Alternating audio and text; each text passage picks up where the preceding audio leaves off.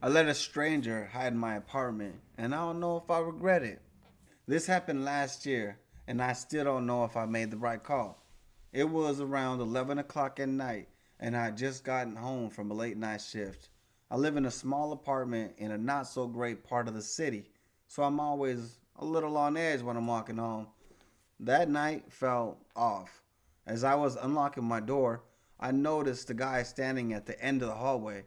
He wasn't doing anything, just standing there, but something about him made my stomach drop. I got inside, locked the door, and tried to shake it off. Not even 5 minutes later, someone knocked hard. I froze. It wasn't my neighbor. She texted before coming over, and I really don't have any friends who drops unannounced. Then a voice, "Please, can you let me in for a second?" It was a woman. She sounded out of breath, almost panicked.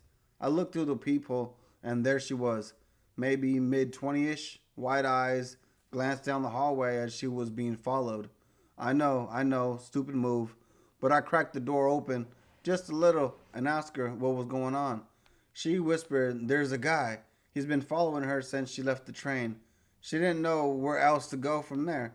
Then, when I realized the guy I saw earlier, my heart was racing.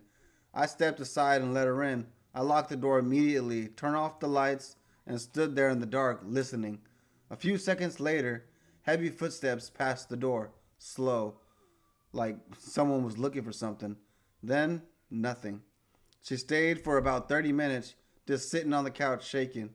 I offered her water and we barely talked. Eventually, she called a friend to go pick her up.